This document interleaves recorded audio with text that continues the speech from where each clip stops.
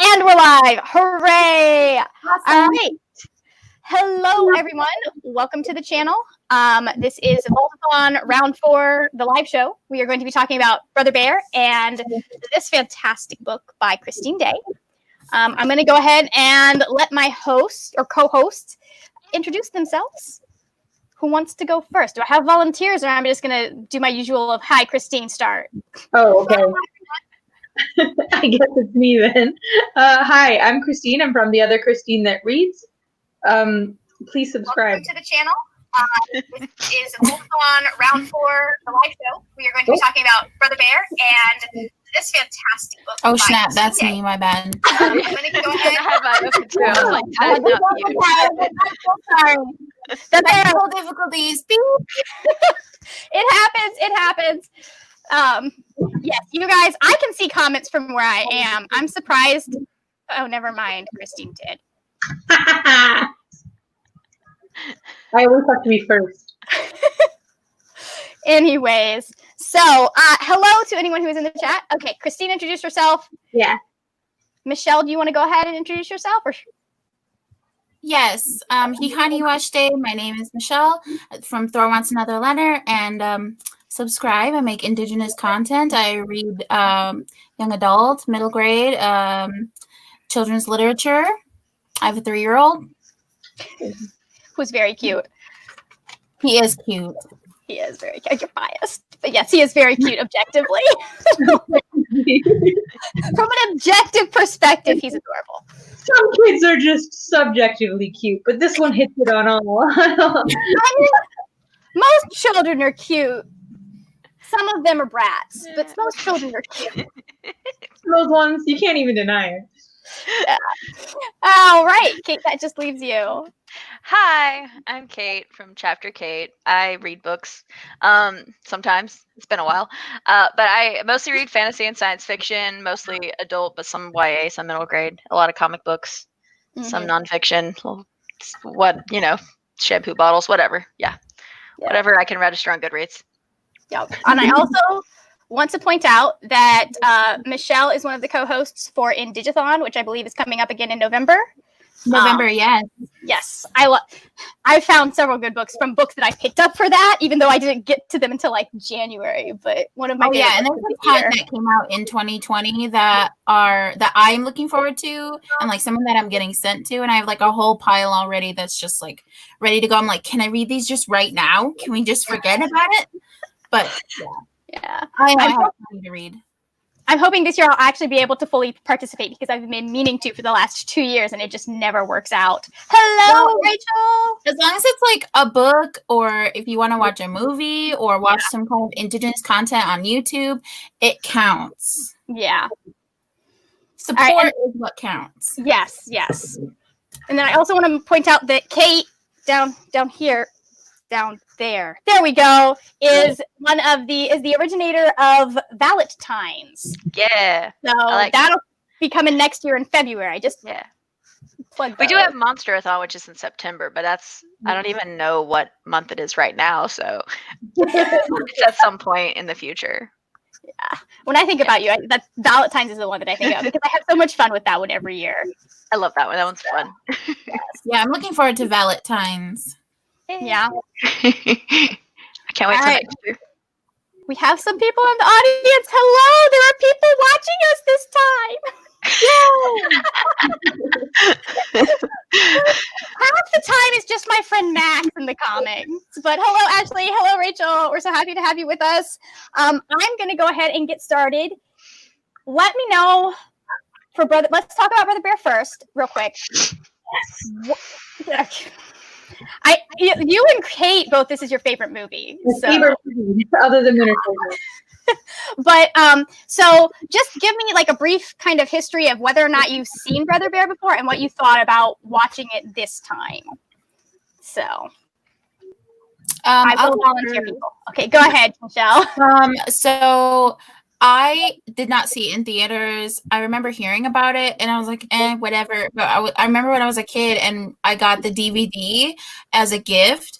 and I watched it, and then I watched the commentary, and then I watched the Moose commentary with the two Moose brothers. I watched that over and over and over, watched the deleted scenes, everything. Like once I get it, when I was a kid, I used to get a DVD, and I like didn't have a lot of that growing up, and so I would just watch all of the content. Mm-hmm. Nice. Nice. Who wants to go next? Okay, Christine, go. So I grew up on Brother Bear. I think that it's like one of the Disney movies that I remember being like very high on the repertoire for like I was 6 when it came out. And I think my dad, because the Moose are voiced by two pretty like popular Canadian comedians, my dad was like, "This is the Canadian content my children need." The two Moose, right? Because like that was my dad's favorite part of the movie, but I always really connected with it because I've lost a brother. So for me, it was like as a child, it was like a movie that I could really relate to and like get some catharsis out of, I guess. And I think like watching it yesterday, I was like, wow, so many of my morals come from Brother Bear. So yeah, it has a very, very special place in my heart. As well as your Bucky obsession, apparently. Yeah, I was watching the parallels and I was like, oh no. Oh boy. I'm also a fan of Bucky. Yeah, he's the best. He's the best. He really is. He's All underrated. right. That's funny. So I don't remember why I originally watched Brother Bear. I had like every Disney movie, so that might have been like that. But also like the Northern Lights were so like central to all the trailers and everything, and I was always obsessed with the Northern Lights because they were so pretty. And I was like, I just want to see them. So there's that, and then also I always was really attracted to anything that had like strong sibling bonds because I grew up an only child. I have 3 brothers now. It's a whole thing. But at the time, I grew up an only child, and so anything that had strong sibling relationships, I was just like, yeah. And then also Phil Collins did the music, and I love Phil Collins. Yes. Phil Collins is great. Yeah. Tarzan, Spirit, Stallion is yeah. No, Mike Lewis. Spirit is Bryan Adams. Oh. Oh, really? Yeah. I own that soundtrack because I was obsessed with it because I was that girl in middle school. That's another one my dad made us watch a billion times. I think we all had a horse girl phase. I can safely say, never had that. I was so lucky. Or like count your parents lucky because I made mine spend money on shit. Like I didn't get lessons out of it, but I was a horse girl for a very long time. I didn't know Either how. that or it was horses or it was puppies. Mhm. I'm going through phase now. Oh, that's funny. So my brother and I saw it with our dad because that was kind of the thing that me and our dad would do is he'd take us out to see the newest Disney movie. And so I know we saw it with our dad. I don't remember any of my impressions the first time. I was like probably 12, 13. But it is one that like it's just so indelibly inked in my mind, probably more because of the second movie. But I like the relationship. I love Coda. I love the mooses, nieces, whatever you call more than one moose. And so, like, it's one that's funny that I didn't remember a lot about it, but it still felt important to my childhood, if that makes sense. So, all right. So, real quick, thoughts on just initial, like, real quick thoughts on the book. It was great. Yeah. Yeah. There were some parts that made me mad, but I mean, that's to be expected with some of the content that's in it. Yeah. And as for like Indigenous content and like, I didn't know very much about it at first. And then once I got into it, I was like, wow, I relate to a lot of this. Mm-hmm. Especially as an Indigenous kid. Yeah. Yeah, I think the places where you were supposed to be mad, or where I was getting mad, at least, were places you're supposed to be mad. So. Oh yeah. But go ahead, Christine. You look like you want to say something. Yeah. Well, okay, so since joining BookTube 2 years ago, I've read 2 pieces of middle grade lit. Two only. So this is the second one, and I have to say, like, it was I always go into middle grade lit being like, I'm a master's student. I'm not going to enjoy this. And I'm always like, it's so good. I loved it. It put me in my place again, and I'm really, really happy you chose it, Margaret. I actually did not. I was not the one that came up with it. It was actually Kara from Wild Book Garden. Oh. She was like, "Here, I know you're looking." No, I don't want that. Go away. Hello with I'm that. trying to delete something. She's like, I know this is what you're looking for, and it like has a lot of family themes. So here it is. I liked it. I really, really liked it. I thought it was really, for a middle grade book, I love how deep it got. Mm-hmm. And I love that it didn't shy away from stuff, but it still presented it in a kid-friendly way. Yeah. So Another one that gets deep that's also Indigenous content is Apple in the Middle by Dr. Dawn E. Quigley. I got to read that like sometime last year. It was so Yeah. good. I bawled my eyes out. Highly recommend. Adding it to Nice. my list. Christine's like, let's go. Like, yeah. I'm also like adding it over here. Okay, so let's talk about some of the themes that are in, kind of connect the two, and then we'll get more into the book. But like, let's talk about that found family theme. I think that's one that, Michelle, you brought up that is really Yes. important to both of them. So I like how we had two different types of found family between these two. Mm-hmm. Yeah, what really connects that is the relationship between Coda and Kenai, and then in the book with oh gosh, did I just Please don't- forget her name? I had it, but Her the name girl, is Edie. Edie, yes, thank you. Between Edie and like her mother, and there's they were like this, and then once everything kind of comes together, they're closer. Mm-hmm. So, anybody else? Sorry. Anybody else? Thought? I think, I guess, like one thing that stuck out to me in both of them is that they're families that are able to move past, not like get over, obviously, because you never get over that kind of stuff. They are able to move forward in spite of really, really deep trauma Mm-hmm. and loss and pain, and like use family and love as a way to move forward. And I think that's just always a nice thing to read about, because that's not everyone's reality. So Yeah. I also think that like loss was a huge. I agree with that. Loss is a big part of both of them. With Brother Bear, obviously, it was the mother, and then with I Can Make This Promise, it was a sort of a grief that she didn't know was present until after the fact, but it was still grief, because she was kind of creating this whole story and history of this person that she found without fully knowing. It was just kind of getting to know her through was it letters or a journal? It was Letters. both, I Those think. letters. Journal, both? yeah. Yeah, so Postcards. yeah, in my mind, I couldn't I was like playing it like a movie, like the person was narrating. So I was like, yeah. letters or a journal. But yeah, so she's still grieving for that person, because she's imagining this person in her mind and everything. So I thought that was it was interesting to see how both of them had that sort of theme of loss. Mm-hmm. So, and I also like how both still had really strong connections with their family that they were born into, and also their found family. So Yeah. because a lot of times when you see found family, it's because the original family, wasn't as strong, but there's an interesting sort of thing going on there with that, I think. I did like, and I've both of the books that I've read for the readathon have involved some sort of loss.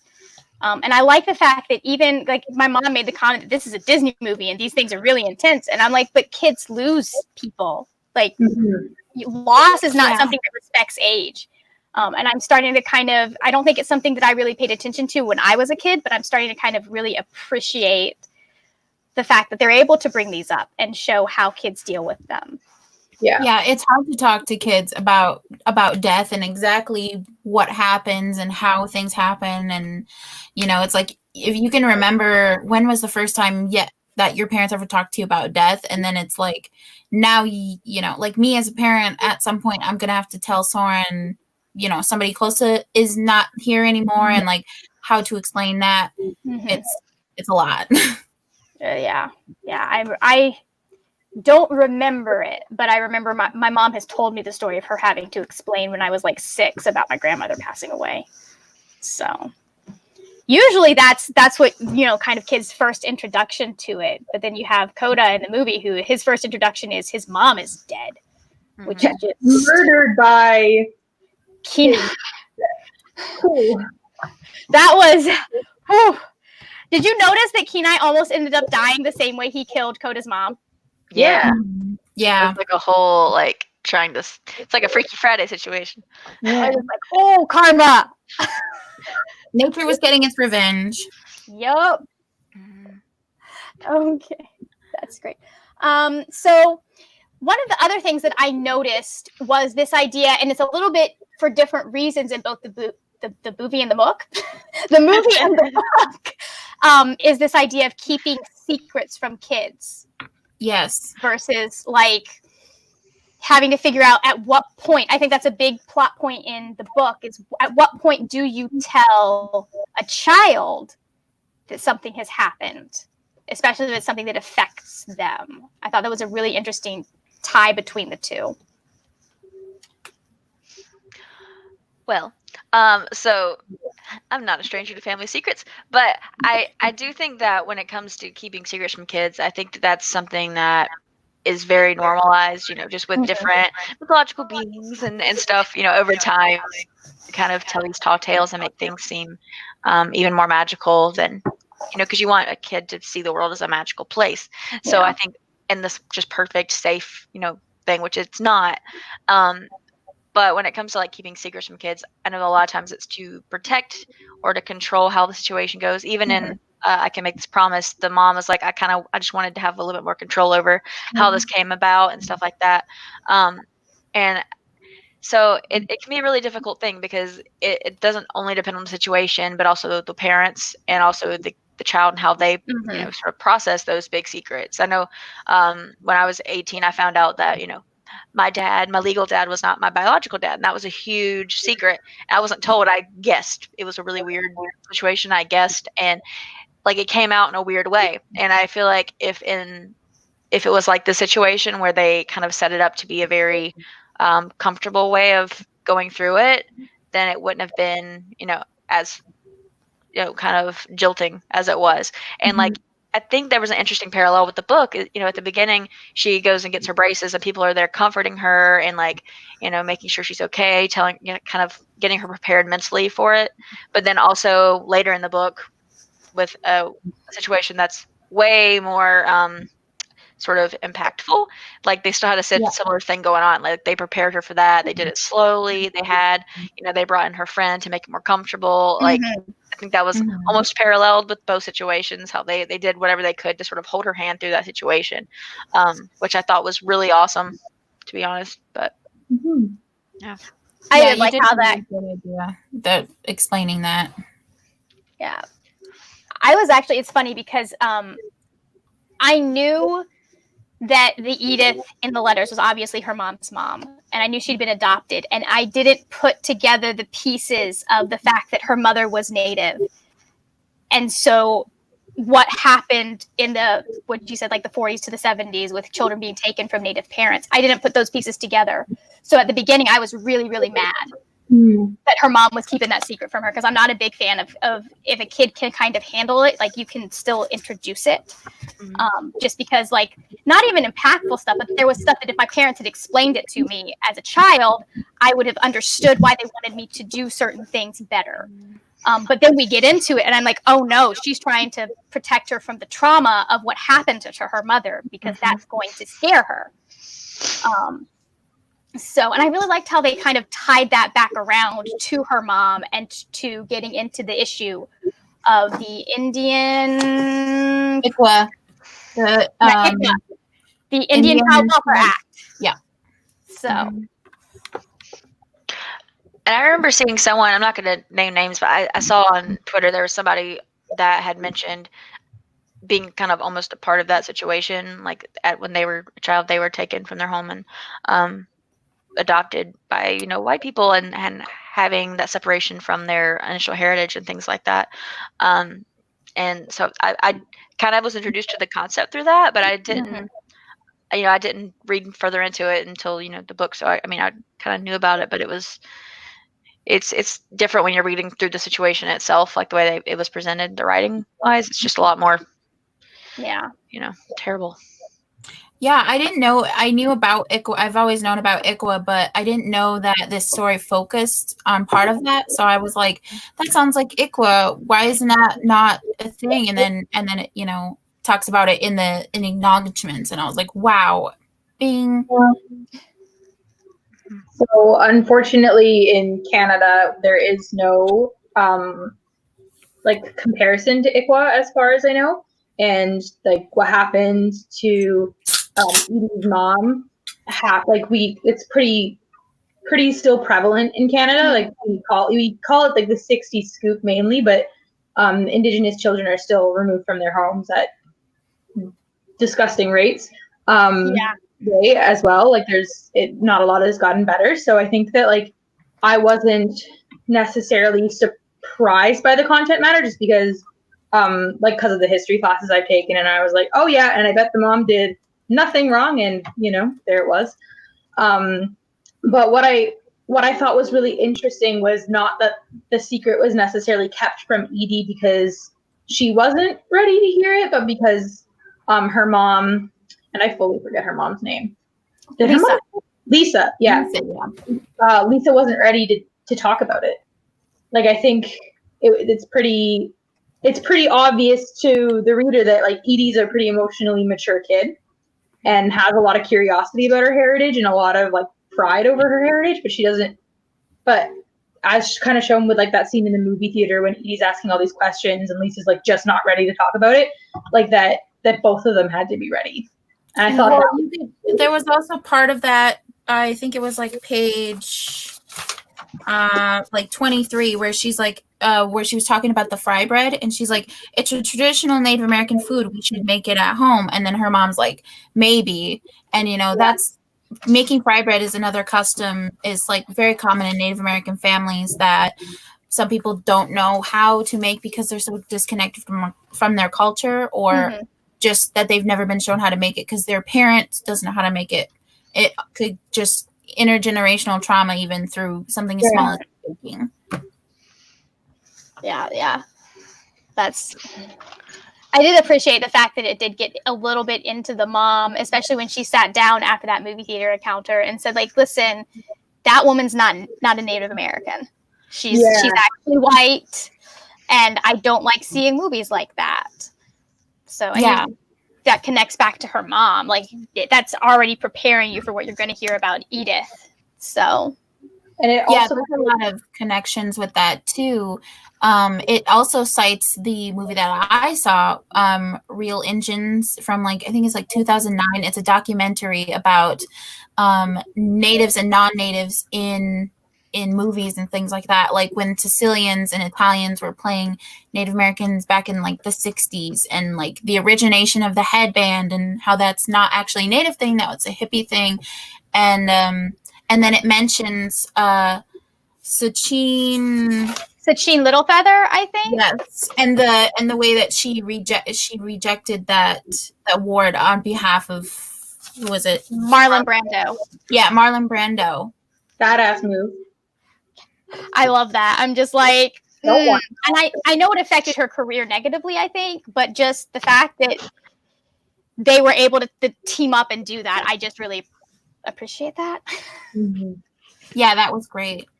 So that actually leads into what we were supposed to be doing with some of the Transformation Challenge, which is talking about Native Americans in film and other media. So what were some of y'all's thoughts on what you were learning through that? Kind of links back to Brother Bear. I can say from what I've read on Twitter, and I know that I've heard that there are voices that dissent, but from what I hear on Twitter, at least, the Inuit people don't see Brother Bear as good representation, but they also don't see it as harmful, if that makes sense. They're like, this isn't actually like us. It's kind of just a generic thing, but it's not bad. So I actually have not looked at the cast on IMDb or anything, but They're all white. They're all Yeah, white. okay, they are not all white. they're all white. It would have been a lot better if they had some Native American. But I did really appreciate in the beginning parts where there is the native tongue being spoken as it's telling the story. I don't know, but the narration in the beginning was a little cheese, so Yeah. it would have been better if it was like text instead. Yeah, I feel like if that was a very Disney type thing because Disney liked doing that around that era. They actually did hire it, just going off of his name. I should have done, but I haven't done any research. But I do believe they did hire an Inuit scholar for that. But I think he was the only Native person in the cast. So. Yeah, because there's none that I don't think that there's any spoken during the movie either. I don't recall, which would have been nice. Mm-hmm. Is this supposed to take place in northern Canada or like Alaska? Because to me, I always got like Yukon vibes, but I'm also Canadian, so. I feel like when I at one point watched like a behind the scenes like almost documentary thing one time, I feel like they kind of mentioned both, but I don't really know for sure, but they mentioned both because I think certain characters are named after, is it rivers or certain rivers or something? I can't remember. But certain characters are named after certain like rivers or certain geological something. But I can't remember. I'm pretty sure Dahani is a name. Denahi. It's a name. Sorry, yeah, Denahi. That one sounds familiar. Character, by the way. My favorite character, by the way. Denahi? It always makes me cry. And he's got the trademark facial hair to mark the passage of time. Showing, not telling. Yeah. My favorite character is the lady bear. My dear Edgar. Hear his voice. Quit telling everyone I'm dead. Okay, the Midnight Librarian says that Sitka is a place in Alaska and Kenai is a river in Canada. Okay. Well, I guess my point stands no matter which. Oh, no, not Canada, Alaska. Because, I mean, the nation state is a terrible concept, but like whatever. I think that what I really got from the movie, and something I obviously did not realize as a child, because as a child you're so inundated into white supremacy that you're just not thinking about anything, but it is that it perpetrates like, there's this very famous group of painters in Canada called the Group of Seven, and they were popularized by painting like scenes of Canadian wilderness, right? Like big empty scenes of national parks, and it's all just the wild. And a lot of our national parks in Canada were made because of those paintings, because people wanted tourist attractions where you could go and experience this. And I felt that Brother Bear does that a bit. Like, yes, they include Indigenous presence, but it's so much more integrated into the wild than the nature is into the society. Mm-hmm. And it kind of still perpetrates this like personless North American continent before European arrival, right? And arrival.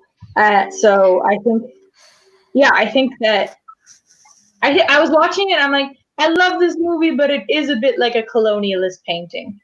Not that I think it has any harmful messages about Indigenous people, and maybe I'm wrong, maybe I'm missing something, but I did feel like a bit like, oh, like this great white north, great wild.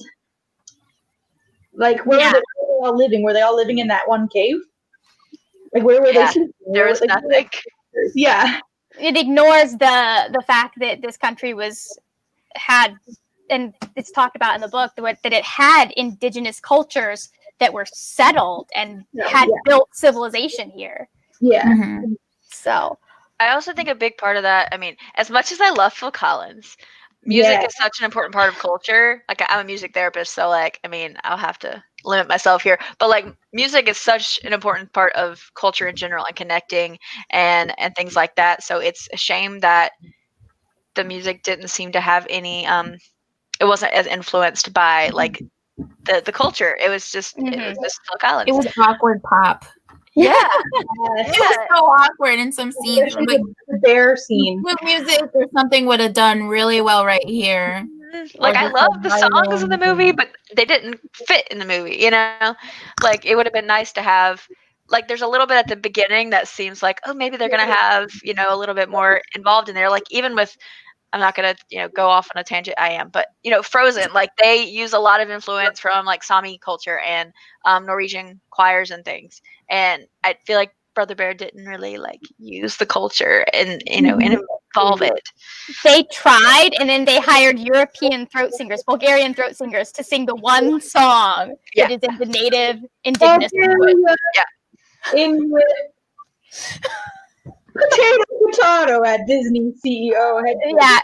If you guys have not watched the video that I linked on Disney and language, it is fascinating. It covers like it goes into all kinds of stuff. It talks about like a lot of it is about how do you include native languages and native music, not just native, but non-white languages and non-white music in a movie like this and not have it be cultural appropriation.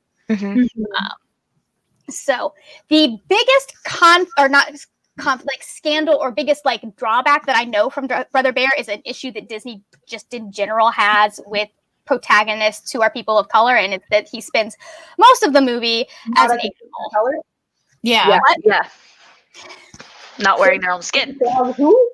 Yeah, like it's like Disney doesn't want to actually show people of color on their screen, and Yeah, that I feel like that is a big issue because a lot of like you notice a lot of stories with animals, but they're portrayed as a different race or a different culture, and it's like, no, how about we just have people with like actual brown or black or you know different color skin on page Instead of turning them into frogs and bears. Also, llamas. the fact that Tiana was a frog for like a good hour and a half. Also, I feel like anytime we try to use animals as a way to explain racism or racial tolerance, I'm like, no, you're doing the racism. Just show people. It's right there. In terms of animals, like we're all one animal. What are you talking about? Yeah. I got a bit in this movie when they're like, bears are monsters and try to kill us. He's like, but we're being attacked by humans, and I was like, you didn't just go there. Like, oh no. Yeah. Yeah. Anyways, the Midnight Librarian did mention that like Disney really didn't start bringing the other cultures in until Frozen and Moana. And one of the things that I learned when I was doing some of the research is, I mean, they brought other cultures in. They brought in, I don't remember the tribe because it is a long name that starts with T, but they brought in the tribe that Pocahontas belonged to, and then completely ignored all of the feedback. So it's more that with Frozen and Moana, that's when they finally started. Yeah, they said, listen, what you're doing is not going to work. You shouldn't make this a romance. And they're like, no, we like the plot of a romance, though. It was so bad. So bad. When I was in high school, my AP English teacher dedicated like half of that semester to watching Pocahontas and completely ripping it apart. She just had like a personal vendetta against that movie. I like your English teacher. Say that I love, like, it was one of my favorite movies growing up, but like looking back at it, I can see how it was harmful. I don't like when Disney tries to adapt actual historical stories because I can read too well for that. Like, I know what actually happened. Brother Bear is just made up fantasy land. It's like occasionally they will use actors of, you know, that culture, but like in Mulan, like they used like several Chinese actors, but like they still kind of mutilated the story. So they did. She's on screen the whole time as herself. Yes, that is true. But what was I gonna say? Oh yeah, Frozen 2 is actually the first time that they actually got the complete approval. Like, I don't remember, it's not entirely the complete approval, but like the way they worked with the Sami people in Frozen 2 was they were actually brought into the production process. It wasn't just like, this is a think group that we've put together and we're going to consult. Yeah. They were considered actual. The Sami people exist though, because I feel like that's not something your average person knows about. Yeah. I only know because I went to Norway and I was like, hey, Oh, I I'm met some jealous. Sami people, and it was cool. And so when I saw them in the movie, I was like, yeah. Yeah, nice. Okay, it's about 6:30, so let's talk about the book a little bit more. Do we have any? Who was everyone's favorite character? I've got to ask. I can't remember his name, but her uncle. Uncle Phil. Uncle Phil, thank you. Yeah. I loved him. He was Yeah. great. He was such a pleasant surprise. Like the fact that he quit his job because he didn't like what it was doing to the environment. I just was like, oh, this book is teaching the children. I also like that he wasn't like at all threatened by his sister, like finding her other family. Mm-hmm. Yeah. Like I feel like that could have been such a typical plot point in adoption stories where they're like, but aren't we your family? And he never did that. He's just like, you live your best life. I love you.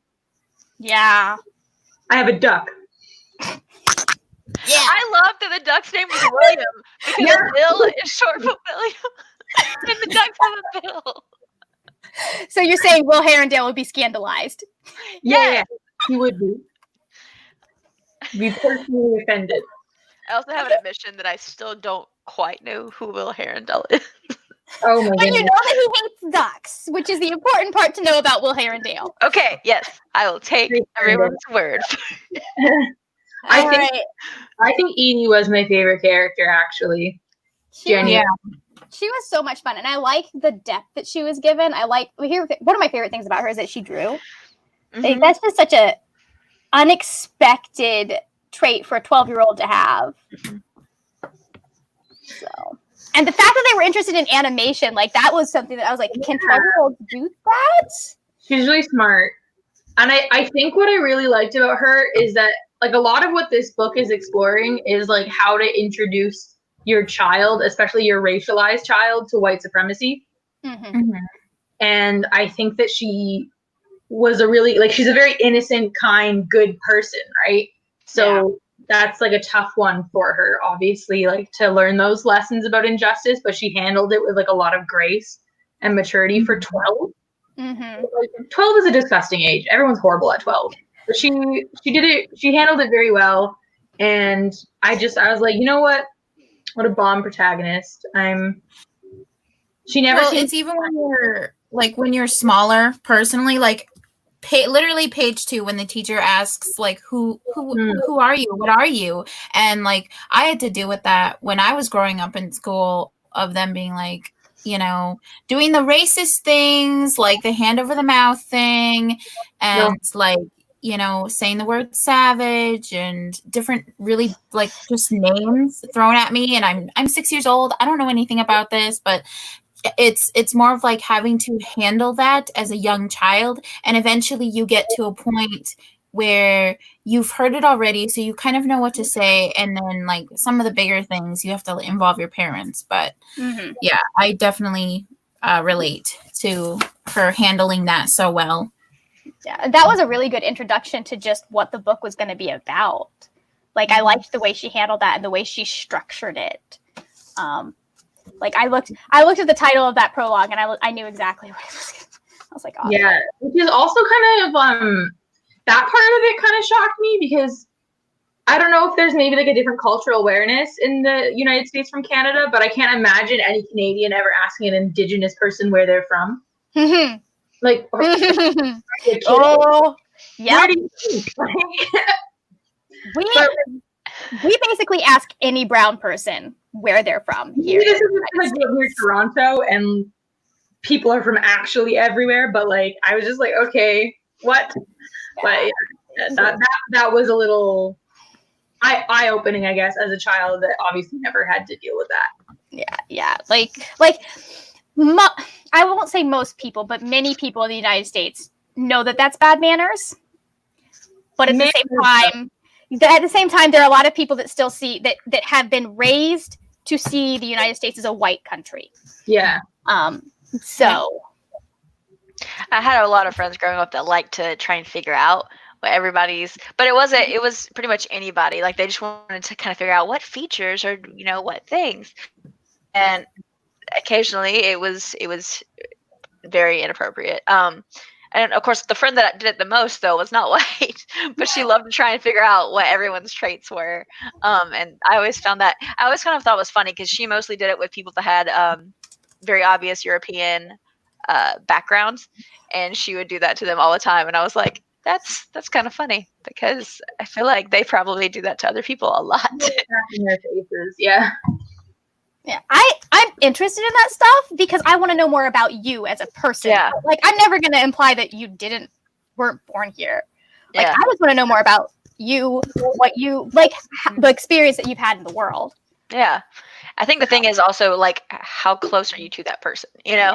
you don't want Yeah, to walk up to some exactly. stranger and be like, hey, what are you? You want to, if you're close to someone at some point, You're going to find that information out. Yeah. Yeah. So what if your ethnicity should not be an icebreaker? Yeah. No, it should not be. Yeah, no, never. Never. Never. Well, it's even and the thing is that it's even hard for Native Americans to differentiate who other natives are because of the fact that there are light-skinned natives and there's Afro-Indigenous people. And so like growing up, I go back to the reservation and I know who they are. They're all my cousins. We're all from the same tribe and everything. And then, but like out in the urban wild of everywhere, and like go into the store and I see somebody and I'm like, are you native? And then kind of just having to like distinguish between that. But sometimes you look at each other and you just know that you're both native. Mhm. But sometimes it's harder when you get towards like the darker skinned natives versus like Latinx or Hispanics. Yeah. That's when it's kind of like harder. But I mean, Yeah. hot take. Latinas people and Hispanics. I mean, it's really this like spicy natives, except for colonization and everything like that. So sometimes it's harder for me to draw the line between Latinx culture, Hispanic culture, and like Native culture, just because some of it is so interwoven, like Navajos and Mexicans, where it's all like this. Yeah. I think we also tend to forget that Indigenous is not just the like Northern America Mhm. Yeah. point of view, right? Like people often forget there are Indigenous African groups and Indigenous South American groups that are still very prevalent. And Yeah. yeah, I think just like going in and assuming anything about anyone is just Yeah. dumb. True. Yeah. As a white person, like, I mean, maybe I could be like, oh, we're both Scottish. Nice. You wear your thistle, I wear my thistle. Have a great day. But like, I'm not going to go be like, oh, you must be this. Just like, come on. Yeah. No, I think it's a perverse curiosity with a lot of white Americans because we are so divorced from where we came from. Like, I know that my dad's side of the family was German. That is the most I know about my dad's side of the family and the culture that we come from. We're not connected to that. We don't act like we're we're not doing German things. We're culturally white Americans. Mm-hmm. I definitely relate to that when I was in Ghana. And Ghana is a country that's run by its Indigenous majority, Mhm. the Akan people. And we went to the Ashanti region and learned where a lot of we saw the actual places where a lot of their art forms like literally were invented. And that was, I felt that like emotional thing where I was like, Canada is missing this because we constantly like destroy our Indigenous people's culture. Like we've like constantly done that. We constantly suppress it, and to like be in a country where they like celebrate it and uplift it and made it part of their like national identity was like so emotional, and I felt so spiritually like robbed. And I can't even imagine then, like that's me as like a white person in a country that like places me above other people. So I can't even imagine what Indigenous Canadians then feel and like how emotional it would have been for them to be in Ghana if they get that opportunity as well. And like I hope people do. So it was, yeah, I really relate to what you're saying, like feeling divorced from heritage and art and culture. That's a really weird subject where I am currently, like, because I in South Carolina and also in a lot of southern states, everyone grows up being told they are Cherokee. Like everybody does. Oh, and God. it's not accurate. It's not accurate. I'm out. Bye.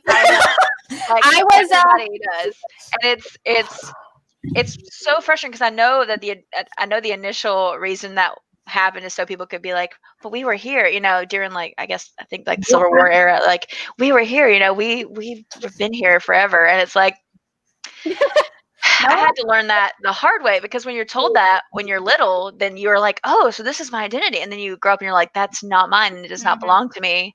That's like some parent, taking a toy from someone else and be like, this is yours now. And then you have to learn that's not mine. I don't. That's a thing in Virginia too, which is where my mom was from. I don't know if it's true or not because we have not looked back in the family tree, but she, when I was little, told me that one of her great grandmothers was Cherokee. And I'm just like looking back at it now, I'm like, that probably wasn't true. You think you know everything in America? Because as a Native American, when you meet somebody and the first thing that they say to you is like, oh, my grandma was 1/16 Cherokee. And I'm like, oh my God, you're one of those people. Okay.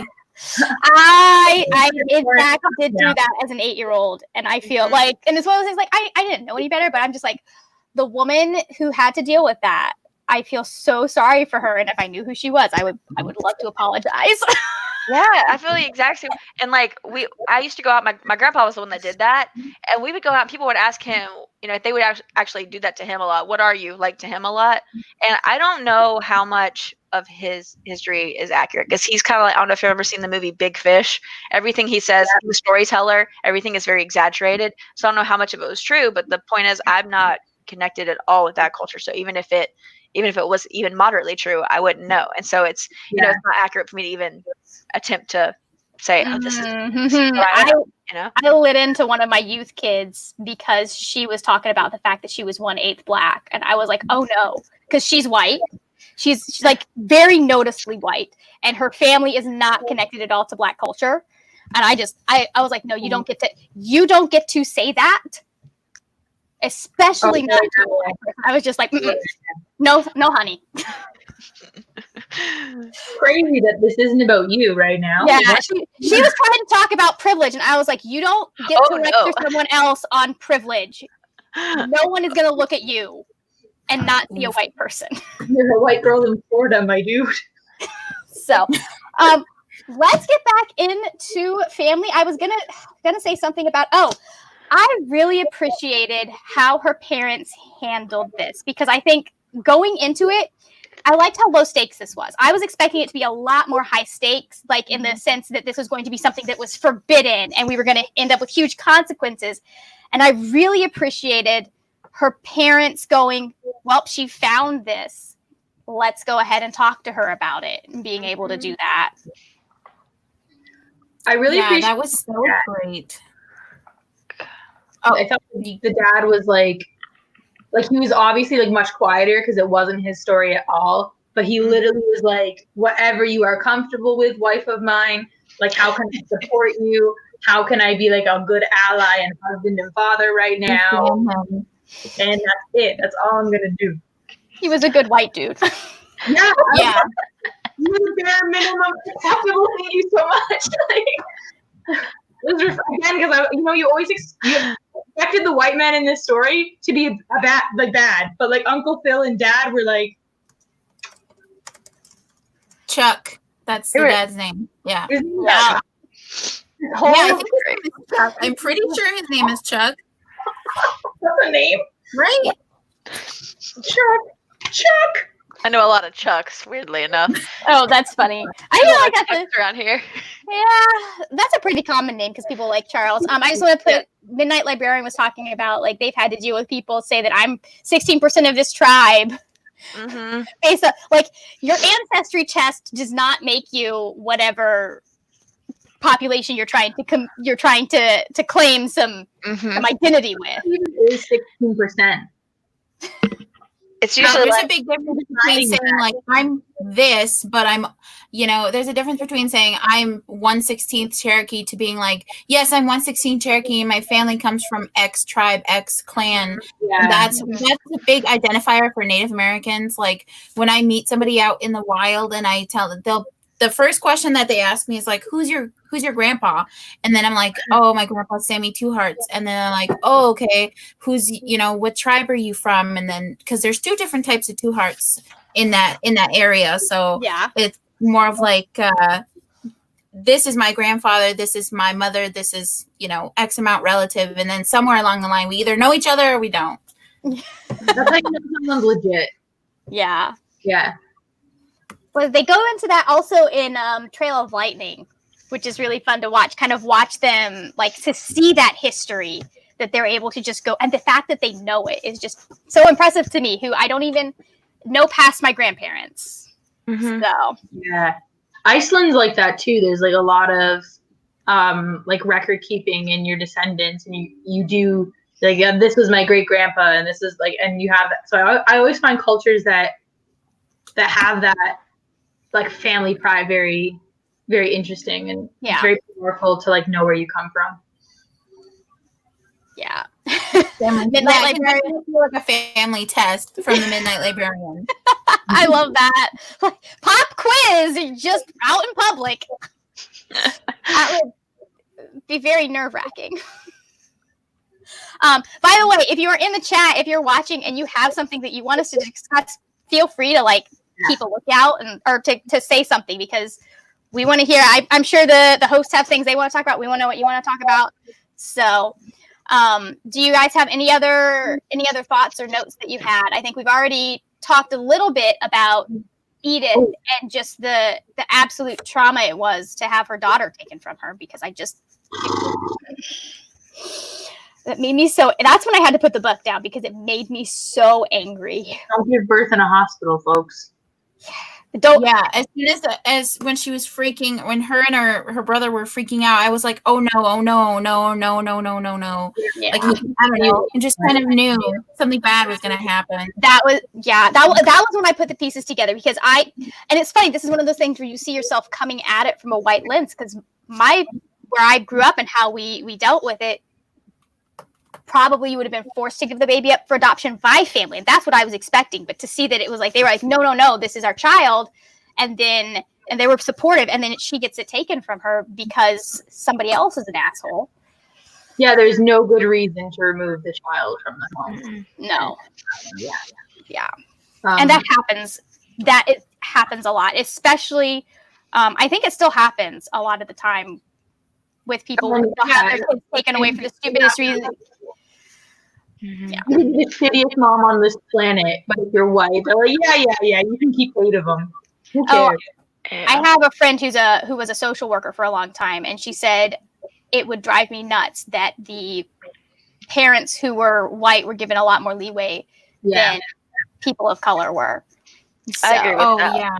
My since I work at an inpatient psychiatric hospital, and my patients are, since it's a state hospital, a lot of my patients are long term, and so many of them, when I work with the women's unit, like so many of them have had their children taken away. But I've noticed with the white parents, it's much more, like just my mom's keeping them, and it's like the things that they have, like the actions that have led to that are usually way, outweigh the actions of maybe some of my Black patients or Hispanic patients, and it just, different patients I've had, and I feel like they've always been given way more lenience with things. And like ask for your kids still if your grandparents can take care of them, like you can know them. Yeah. Yeah, my friend said that some of the things that people would do is just having a load of laundry out on the couch was enough for them to be like, oh no, this is a bad environment for the child. And Yeah. do you do your laundry? Mine were just in the closet for 3 I've weeks. heard of that too, where your house has to be like completely, absolutely spotless versus some others where, there's stuff on the floor and no one says anything. Like my mom was always like that, where she was like, that was also something my mom was afraid of, that she was always like, oh, we have to keep the house clean. If anybody comes in here and sees this, then, she just had that fear, and it was crazy. The Midnight Librarian did point out that she would have liked to see Lisa get more like to understand more about what happened to Edith after Lisa got taken away. I was expecting a little bit more about that, but like trying to contact a lawyer or something. Yeah. Well, that's the hard part is a lot of the time lawyers cost money, and time period they probably didn't have. I don't know how many people they had that would be like pro bono, like no, let us help you, like the ACLU. 1970, whatever. Yeah. So. Yeah. I think it would have been helpful, just coping with the situation, the fact that, her brother was so close and having, a family that was supportive, that is a huge thing. It doesn't make the situation better, but, having that support through the situation might make it more survivable. Yeah. Mm-hmm. It's like, it was very sad to me, like, that these two people, Edith and Theodore, who to them family was so important, like ended up with no family. And like at least Theodore got Lisa back in a way, like, got to know her, got to know that she was okay and to love her. But like that Edith especially died with like no family but her brother. And not knowing her daughter. Like that was the thing that got me, is that she never got to meet Lisa.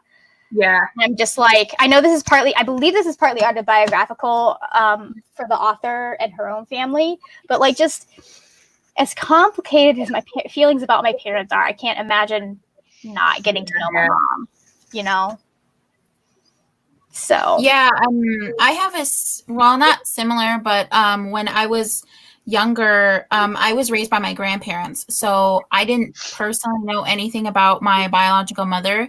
And I remember like slight memories of like another child there, i.e. my sister. I remember memories of that. And then my mom I call her my mom, even though she's my grandma, but she had pictures of like this other family. So it was like this woman and a little girl and a little boy and like this little family.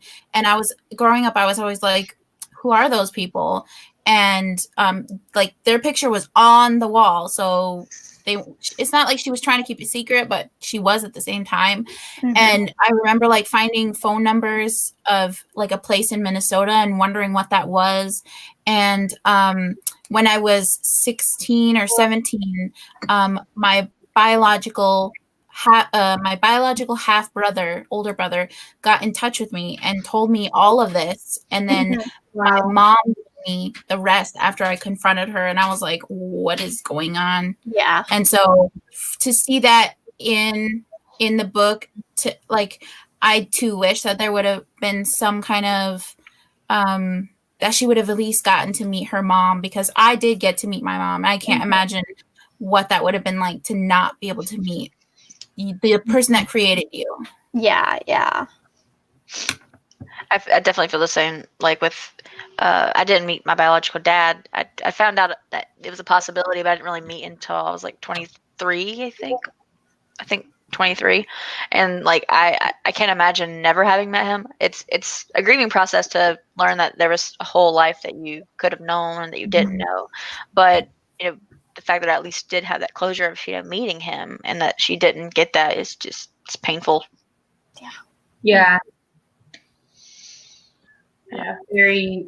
But also, I feel like for a middle grade, you expect that happy ending where things get reunited, and then to not have it was like almost more powerful as well. Like dating, but almost more powerful that it's like, no, like this is real life. Like there's not always going to be like that nice conclusion, because this is what happens to people under the state of white supremacy. But it is nice that Edie did get that little part of closure where she finally is able to learn about herself and about her family and things like that. Yeah, absolutely. And I think it's nice to see generational. It's not nice to see generational trauma, but it's good to see that it is portrayed in media more often than it I feel like has been, because it's such a very real thing that I think a lot of people don't acknowledge, and a lot of different groups of people. And like, there's so much science and psychology behind that. Like, there are experiments that have been done. I try not to go into these things, but there were, even experiments done on like mice where they were like, does this biologically get passed down? It's like a fear, like a fear reaction to a certain stimuli, and then the next generation has that same thing, even though they didn't go through the whatever the situation was. And with people, it's that, but it's also hearing the stories of things that your family has gone through and the generations before you have gone through, and hearing that, oh, it could have been me, and I'm still going through the same thing, and seeing those remnants of those situations as well. I've done a lot of, like, not probably as much as you, obviously, in the field that you're in, but like on post-traumatic slave syndrome in the classes that I've taken and just the history that I do. And that is my alarm. And yeah, it's incredibly potent. And I think you're right that we don't see that enough represented in media, where it's more just like one person's individual trauma, not as a part of like a larger lineage. So that was really well done. Well, I mean, they prove that trauma, and the one I'm thinking about is specifically linked to the Great Depression, but they prove that trauma alters your genes. Yeah. So I can't even imagine when you've been oppressed for centuries, how that alters Absolutely the way a person's body and brain responds to the world. Because you can even see it. You even see it in your own families. Like in my families, my parents used to share their food a lot, and then you even see it. Like some older people also have like kind of like hoarder tendencies, where they collect a lot of things. Like my pops collected a lot of stuff, but you could see it in the family where there was just like not a lot of certain things. All right. The Midnight Librarian has a comment that I want to get to, and then Megan Hills also has one. But this is the thing I think that bothered me the most about Edie not knowing, because what the Midnight Librarian is saying is what I keep getting hung up on in the book. I understood that Lisa wanted to control when Edie learned about Edith, but she didn't tell Edie about what tribe she came from, just that she was native. That did stand out to me, because I was like, I don't know, it was weird that she wouldn't have at least told her tribe and maybe answered some of her questions on that. I feel like that's not something I have a right to have an opinion on. I don't know. I'm just like, you know what? So far removed from something I can relate to that I'm just like, however you felt that you needed to do that. Like, would it have been a choice? Maybe not, but I don't know. Just for me,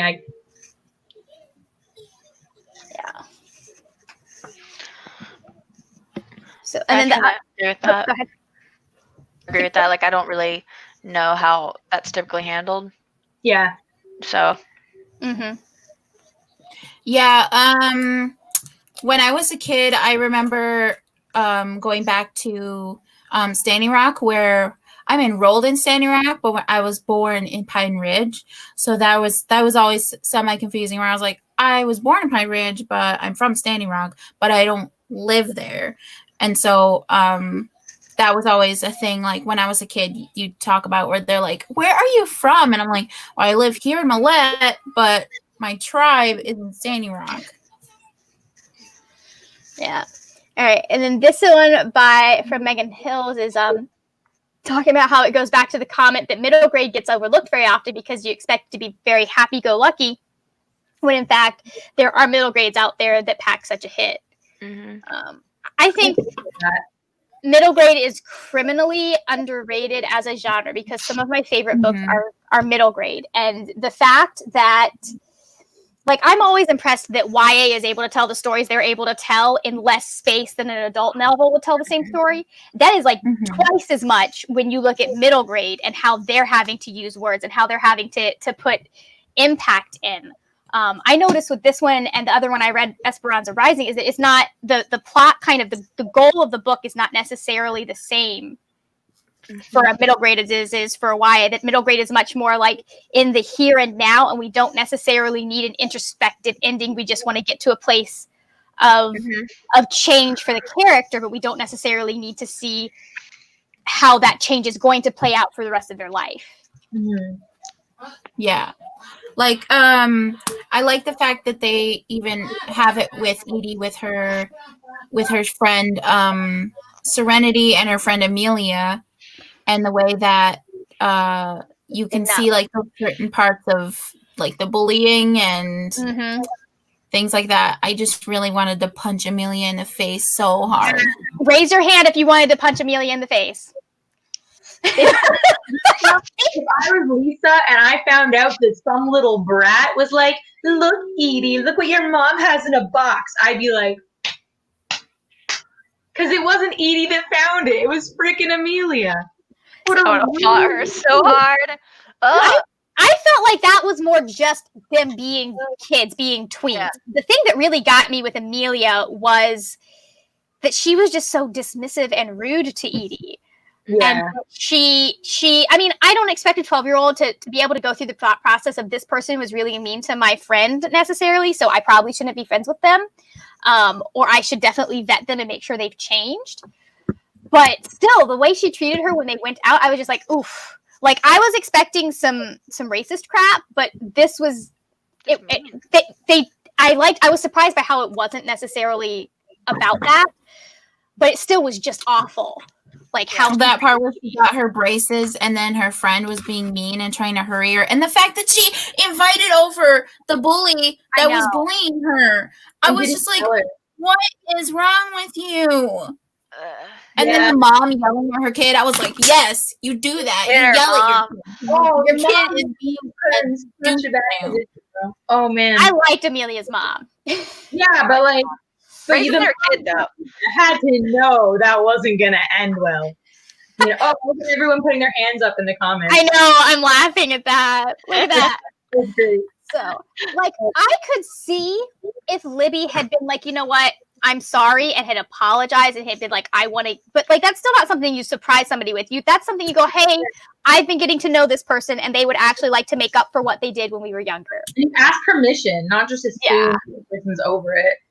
I think Amelia was trying to force Edie to dump her as a friend. Like, she was just like, I'm pushing you out.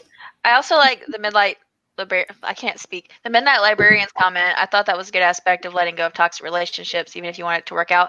I think that's something that, I mean, at least in a lot of kids' shows, but also middle grade books, like, it's like, these are my friends and we're going to be friends forever. And if there's like a bumpy road, sometimes at the end of the book, they're still going to be friends, you know? And I like that wasn't the case. Yeah. I don't think that's realistic. I know there's so many friends that like, we're okay. And then I was like, nope, because you were bad, you're toxic, you know, and it's good to normalize that, I think, because that's realistic. Definitely. Yeah, and I think it's good to know that, like, if your friends aren't treating you, especially starting younger, if your friends aren't treating you the way you should be treated, it's okay. Like, you're not being mean to say, no, we're not friends anymore. Yeah. I like that Edie didn't even blink about that. She's just like, we're not friends anymore. So Julia wanted to kind of appropriate her story to make like a flashy, interesting movie. And Serenity wanted to like empower Edie to use the story in the way that she originally wanted to tell it. And I think that goes back to like what's support and what's appropriation. Like, that's a really hard discussion to have with kids, right? About like appreciation versus appropriation. And I think that like the difference between Serenity and What's Her Face did that very well. Yeah. Well, and even fetishization, a part of that as well, with like the movie and the way that they wanted the animation to go. And then also like Kylie, the assistant at the dentist, where she was like, you must have beautiful genes. Like, what was that? Also, like Edith's like journal or letters, whatever it was, about the movie that she had been cast in and how it was originally supposed to be this like sensitive, you know, thing, and then it became something else because media is so obsessed with aesthetics of certain cultures without actually appreciating the culture itself. And that's something that happens in Hollywood a lot, where you'll start out with something that's like, I was just watching something about Avatar where they were starting out with this really cool idea of making a completely new musical sound, and they ended up with what basically was a tokenized, non-Western musical sound for that movie. Mm-hmm. Yeah. So. I and that's kind of like when we were talking about, you know, Disney movies in general, and they kind of take an idea and then they're like, now let me make it creative and my own, and let's make it sexy. It's mine now. It's a kids movie. Yeah, and that's what they do with, I think, representation in general. It's like, okay, these are aspects that I recognize as being native or being, you know, and then they just kind of put them all together in a mishmash, and they're like, you know, it's almost like when you decorate for a birthday party. It's like, I'm gonna take all these elements and instead of like appreciating it as a culture, you know. Instead of involving the people Yeah. who would know the best and be able to do this in a sensitive manner, we're just going to do some research and do our best. It's like a quick Google skim. Let me just look at the Wikipedia page and be on my way. Like, Yeah. Some authors do that when they're researching researching. for that. It's definitely Dances with Wolves. Mhm. Oh my Dances with Wolves. It's known as like completely terrible to the Native community. It was not good. What's the one that Johnny Depp was in? What was that? Lone Oh, Ranger. God. Yeah, I saw And then- it. And then they Saw dug the up trailer. some Native American background for him, like someone in his family. Yeah, That was bad. just admit it. Just admit that you messed up. Don't try to, explain. Oh, it's okay, because just admit you sucked. Apologize. Do better. Yeah. Like, yeah. I think that's a huge problem that we have when people mess up. Especially, I don't see it so much. I see it mostly with people who are in power and have been in power and have a large following. They don't sit down and go, you know what, you're right, I messed up, and I'm gonna go do some, do my due diligence and figure this out, and do better next time. I won't do this. Like, it's not like, oh, I'm sorry I offended people. It's not, I messed up, I'm not gonna do this again. I'm gonna educate myself. Yeah, when you can actually see the change. You know, that's. I get so happy when I see certain people, and I've seen how they have grown. Like, I've only been on BookTube for like 2 years. I don't really remember. I'm You bad started at years. after I did. Yes, somewhere around there. I don't remember. Maybe 2 years. Mm-hmm. Thank you, Margaret. I've been on almost 3, and I know you started after I did, so 2-ish Yeah, sounds right. 2-ish years, and like I just seeing certain people and how much they've grown, not just in following, but also like as people. Yeah. Just in our community, I think it's amazing when I've seen that, and I feel like more people just need to just do it and not talk about it. Yeah. Even people who have done terrible. We're in a community that's like, here are resources to help you grow. Here are so many of them. I recently gave someone who is no longer on BookTube that advice, because they came to me for advice a couple of weeks ago, and they're like, how do I handle this? And I'm like, you need to let this go and work on changing yourself. Yeah. Change them. Yes, exactly. You hurt them. You cannot make them forgive you and accept your apology. Yeah. You need to let it go and be better for the next person. Yeah. Like there's we all know the BookTube We all know dude. We all know a lot of people that have done these things. The BookTube dude that said something about caked up makeup, and now he's around and he's Yeah, he was a pretty cool person. I was on a live show with Yeah, him. I didn't he even grew. know it was him. Yeah, he grew as a person. He was like, okay, maybe I shouldn't, talk crap about a community that's majority. Like maybe don't talk crap about people. And he's chill now. We're cool. Yeah, maybe I should examine some of that internalized misogyny. Yeah, and that was great. And it's the people that like apologize again and again and again and again. A recent person that left the community that did that a lot, and I was always like, wow, I'm just amazed at how she can just take these situations and apologize. That's great. But then after a time, I was like, she's really good at apologizing. No, she actually is not good. Was not good at apologizing. But I only saw a handful of situations. I think we all know who we're talking about. But I only saw a handful of situations, so I still was giving that person some slack. Yeah. However, I obviously did not know the full story. When all of that came out, I was just like, it's also hard when it's someone you like, right? Like when it's someone you have negative feelings towards, but they keep doing, and you're like, I like you and I want you to have good things in life, but like you need to deal with this because this is a fucking problem, and I'm like, my life through you will keep won't hold up. So I feel like that's a very big problem even in media. Like, i.e. example, with Indigenous literature, there's so much that's popular, especially like the movie Smoke Signals, which is a screenplay adaptation of a Sherman Alexie book, and Sherman Alexie is actually a sexual assaulter. He's a sexual predator. He sexually assaulted women, and all that came out, and it was like, oh, I read your book, I did your book for Orland Terp in like a thing, and I'm like, oh, it just gives you that like slimy feeling that you supported somebody that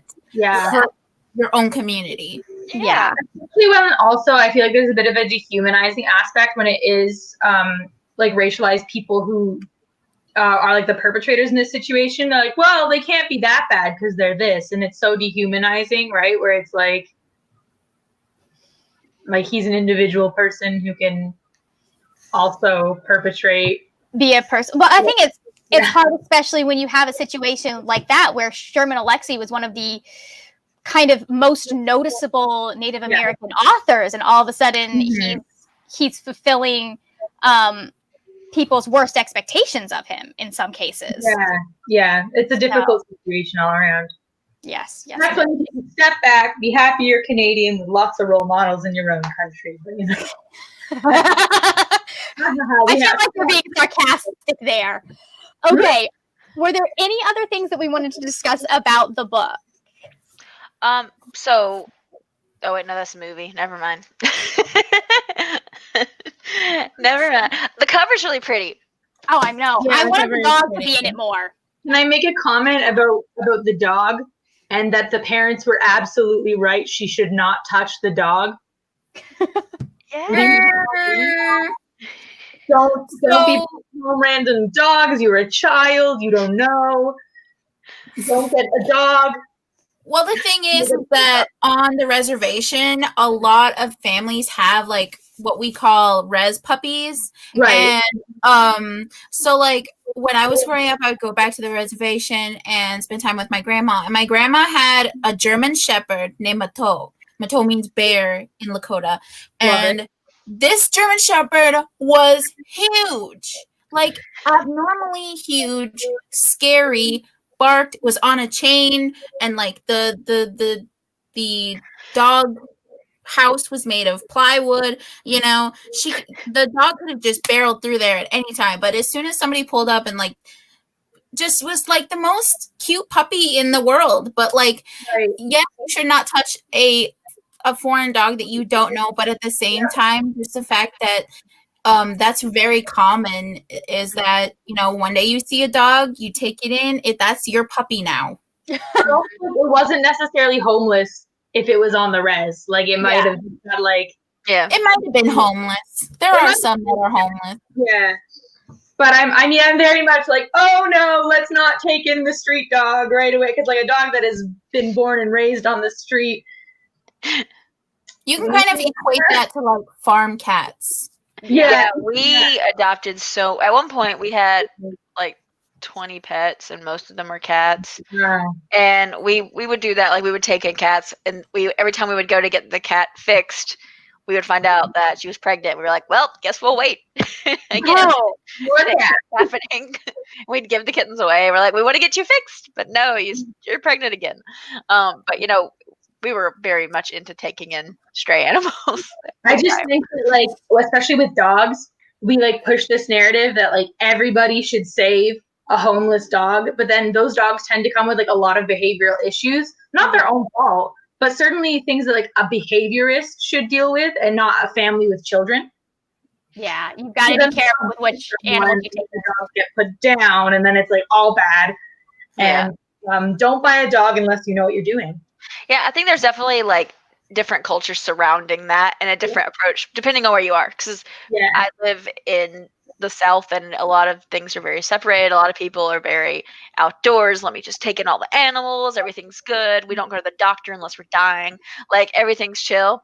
But I think in some places it's not as. It's a little bit more cautious, you know. Here it's like, I'll just put a thing of food. There's this cat and 2 kittens that's been hanging outside this house, and you know, like around here, I'm just gonna put it out a bowl of food. If it comes back, that's great. If it doesn't, yeah, I get that. I don't know. I just feel like you hear all these stories about dogs being put down because they bit a kid, and then it's like we went to the shelter and found the toughest, scariest dog to prove that we're not wimps. And I'm like, yo, you don't know what you're doing, and the dog bit you. Like crazy. But that drives me. I have a friend that her daughter got bitten by a family dog because she was reaching into the dog's food bowl, and dad wanted the dog put down, but I'm just like, that's where the food is.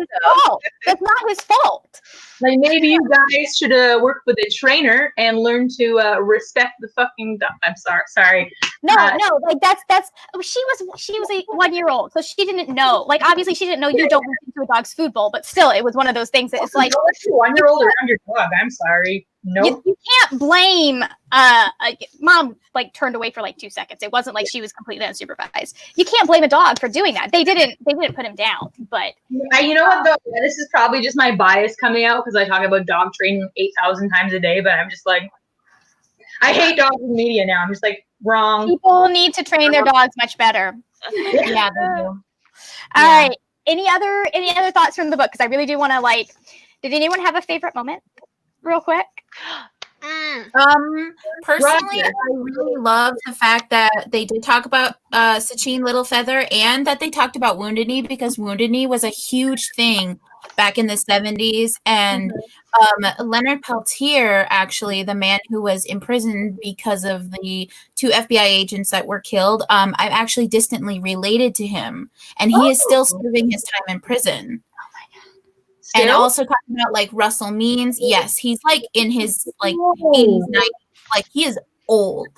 Yeah. And the thing about that is that it is very commonly talked about in this community that he did not commit that crime. However, he does know who did it, and he is serving time for the person who did do it. And that is just a thing that they talk about. It's the warrior's way of, he's not going to turn this person in just because.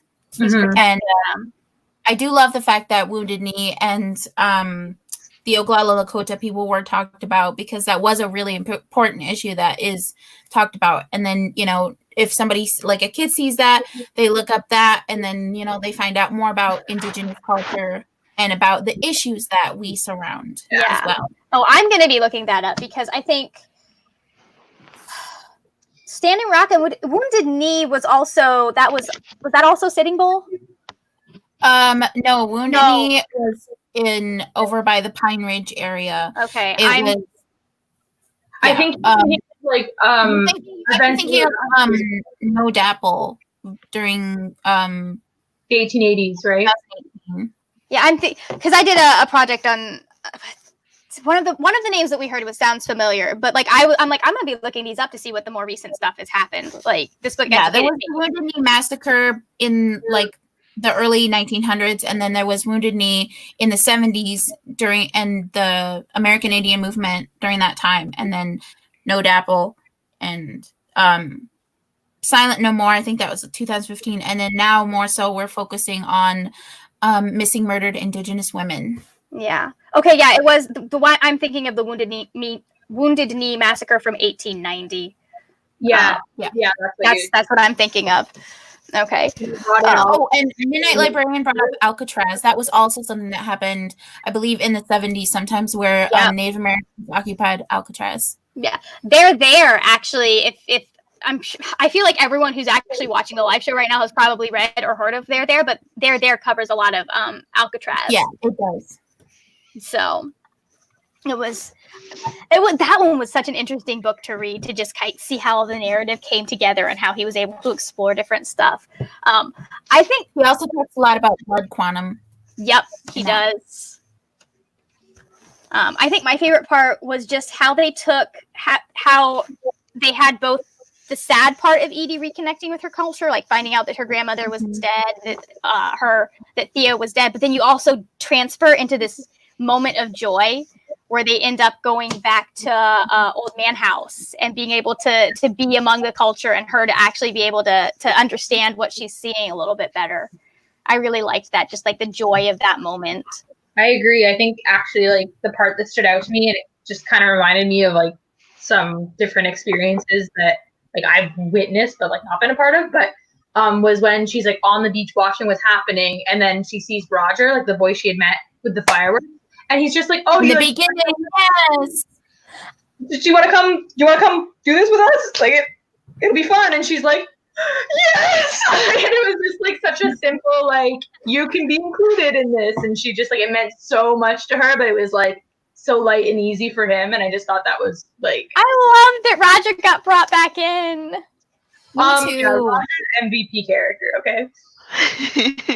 We love Roger in this house. I love Yeah, that was so cute. And the fact that there is a lot of community in big like Native American Native events like powwows. Mhm. Like I'm just so sad that powwows are canceled this year because of what's going on. And I'm like, I want to go to a powwow. I want fry bread. I want a big old lemonade. I just miss it. Yeah. But I do love that part where it brought in Roger and him telling her, "You look Native," and for just that little bit of recognition in the beginning, and then to come back to the end and be like, "Oh, hey, you're here." Yeah, and that's so different from the like that was a direct contrast to like the treatment that she got from teachers in that prologue. Yeah. It's I like that. I identified a little bit with that kind of like there's a difference between somebody asking a really invasive question because I get invasive questions about my skin condition all the time, and then having someone be able to go, "Oh, I know exactly what you're dealing with.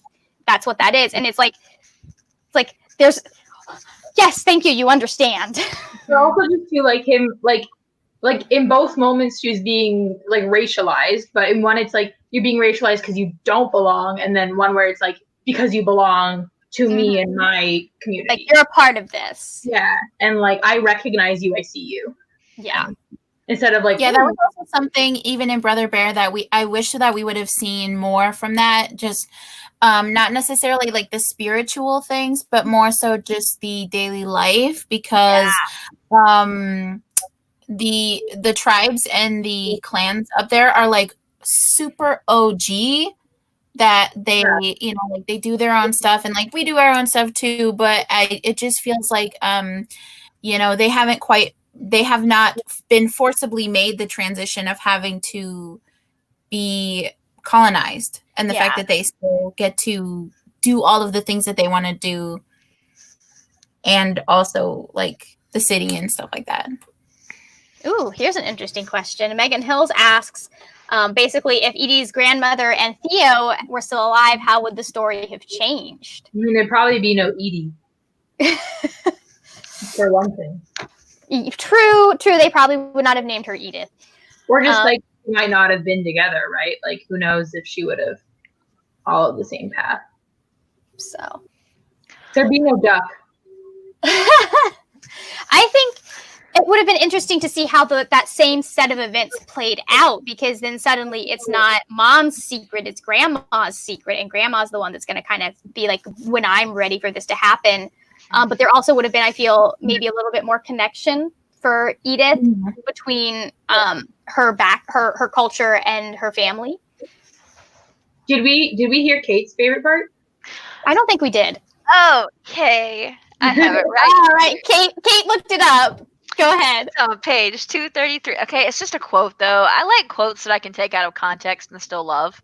If that makes sense, you know, I do that a lot. But my favorite just quote is, "I'm still laughing even while my heart feels like it's covered in bruises." And it's just that moment after you know everything is revealed, and then her uncle makes the joke. And I think that that's such a great representation of when you live with, you know, generational trauma or just trauma in general, which I relate to. And then the fact that you can still, you know, laugh and enjoy life, even though you had that pain that you're carrying. And I know that's just one line, but that was the one that stuck out the most to me. And I was like, oh, that's such a good line. And I was like all emotional and whatnot. I really liked how her uncle, like, she mentions that it was inappropriate. That technically would have been inappropriate, but he knows her well enough to know how she needs him to kind of lighten that situation up. Yeah. So, all right. Yes. Final thoughts. Brother Bear deals with masculinity really well. We didn't talk about that, but I just want to say that. True.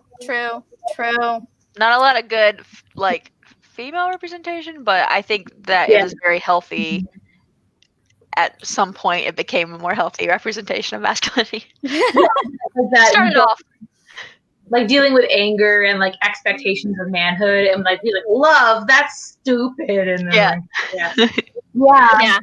I loved how he dealt with his totem, where he was like the bear of love, and everybody was making fun of him, and that's what I thought that was funny, because like Native humor is a really big thing in families, where it's like you always have that one person that always says something like completely funny, and they're always funny.